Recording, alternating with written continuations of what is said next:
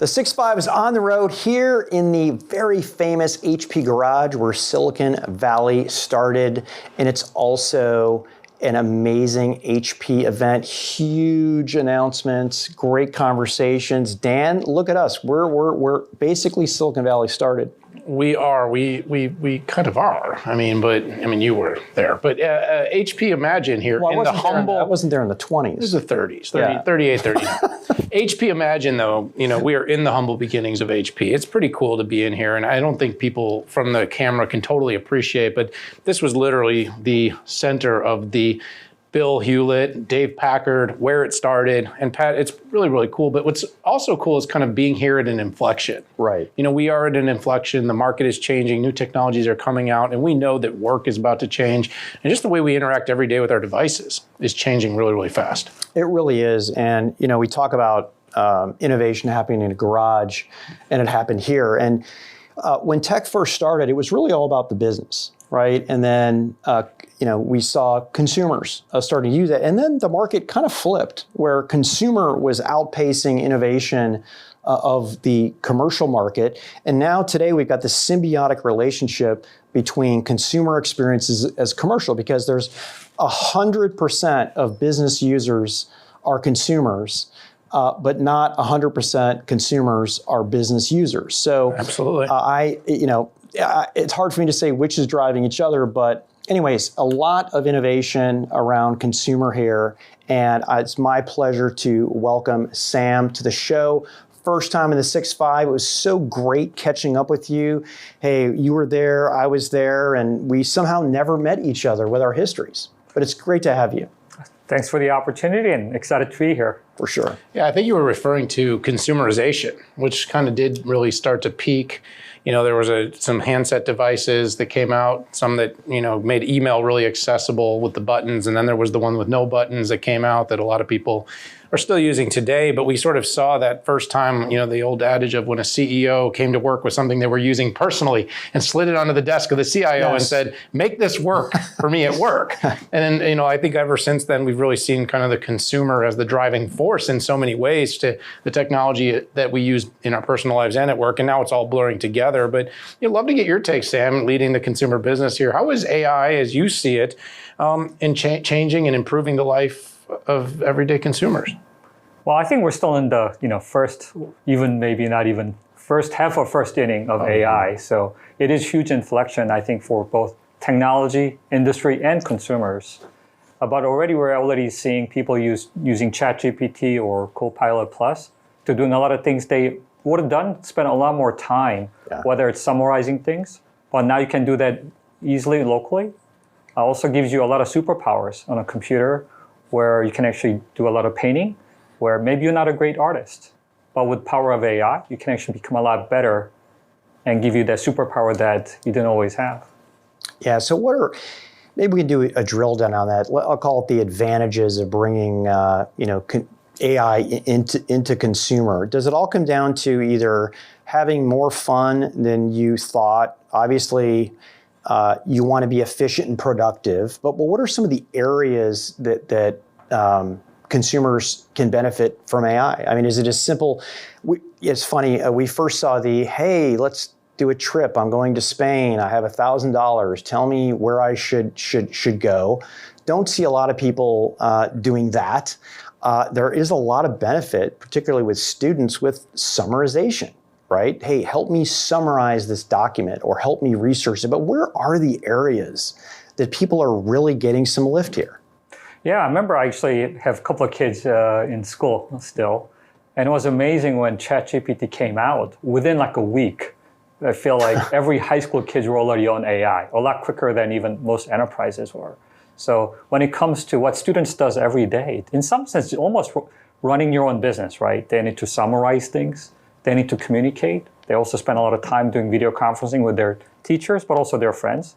And they do a lot of gaming and entertainment as well. Yeah. And AI can actually improve and enhance what they do all the way from helping you be more productive, almost running a business of your own as a student.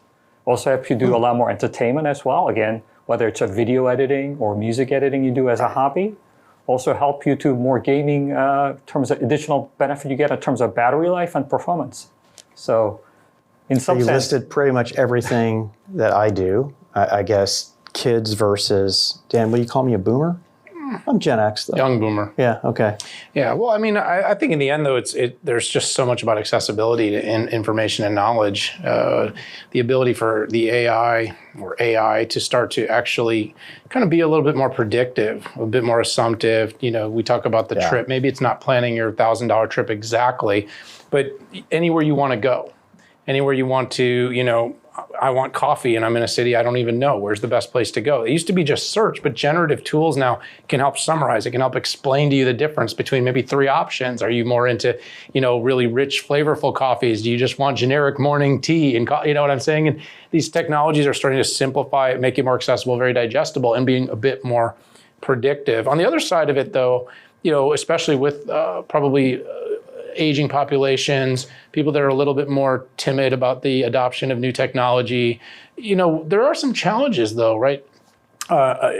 Sam, I mean, as you're sort of thinking about like, are people nervous about privacy? Are consumers worried about security? I know enterprises are, but like, what are you seeing in terms of how consumers feel about those risks? so it is true, right? A lot of AI brings a lot of power, but there's also a lot of responsibility, I think, as an industry we need to do. And there are a lot of advantages also coming from running AI locally, right? Not only is it give you better latency, but also it's more secure. And you can do a lot of things that's more protective of your privacy. But also, as we think about AI, there are already things we know, like productivity or video editing. But I'll go back to smartphone. When smartphone came out, you know, it was famously launched with 3 killer services, right? Music, web browser, and visual voicemail, right? There was no Airbnb.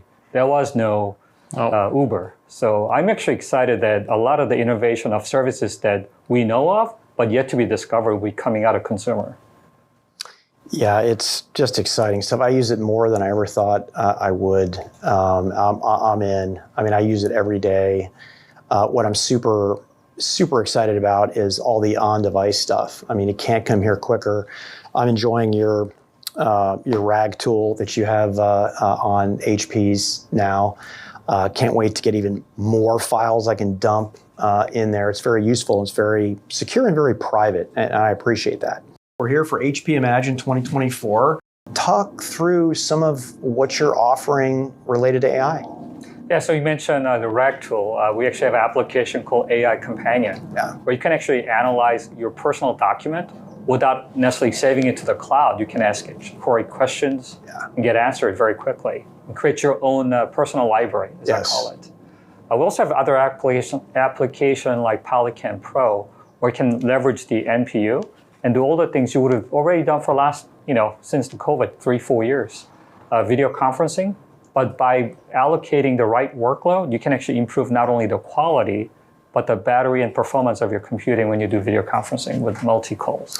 I've used that too, and a little fun fact I really like, and this sounds like a small little feature, I like the fact that I could put my corporate logo on as a background inside a Poly Studio, and regardless of what service I use, it's there. It seems small, but it's a big deal to me personally, and I appreciate that. You know, I had the same feedback as well. It's a very minor thing, right? Yeah. I have that watermark, but every time I go, when I call people, like, oh, how did you do that? Exactly. And it's one of those things people bring it up. Yeah. Well, when you talked about the sort of 3 initial killer apps, that really resonated with me. And of course, we know that this AI era will have this build out, right?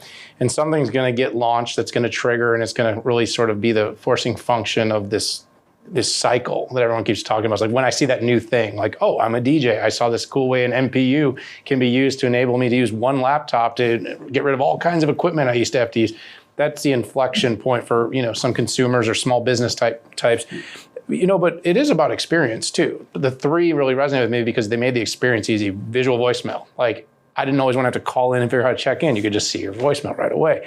Web browsing, like having an actual usable one, because there was browsers out for a while, but some of them were just not usable. You know, talk a little bit about kind of how HP thinks about making these AI-powered solutions consumer friendly. Yeah, actually, I like those 2 examples you mentioned because I think there are a lot of analogy as we think about PC as well. Yeah. So browser was available in mobile, I think, including BlackBerry, right? Yeah. But it was unusable. It was a combination of the performance as well as the user interaction model that made it really easy. And same thing for, I think, visual voicemail, right? Making it simple. So I think as we think about AI and AI PC, a lot of the usability will get enhanced. Today we do a lot of keyboard and mouse is how we typically interact, or touchpad. But one of the things AI can do over time is improve that modality. So you can speak and do a lot more natural language processing.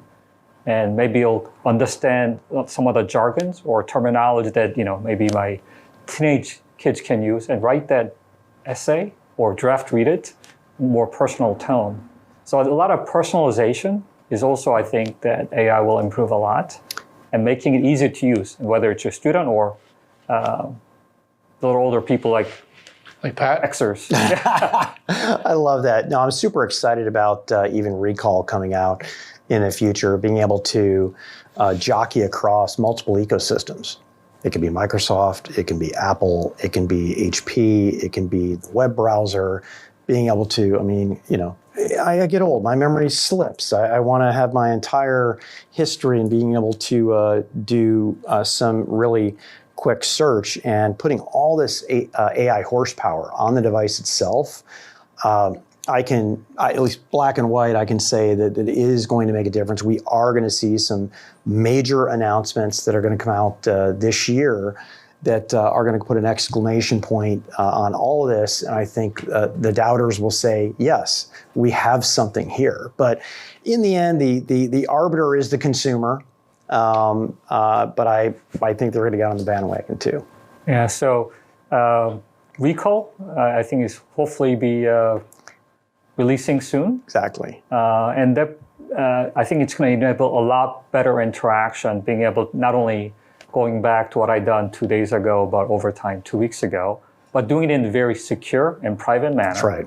And being able to bring that semantic search. Exactly. So I don't exactly have to know what I was searching for based on typical keyword paradigm, but being able to have that intelligence.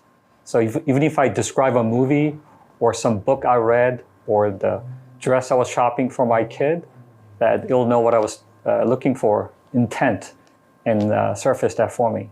Yeah, digital assistant, your concierge, your memory. It does all those different things, and it creates that sort of seamless semantic experience where we just sort of talk to our device like we talk to each other. Sure. And I think that's really exciting, and I think that's where consumers are heading. Sam, thanks so much for joining us here on the 6.5. We should have you back sometime soon. Thanks for the opportunity. And again, happy to be doing this at the birthplace of Silicon Valley. Yes.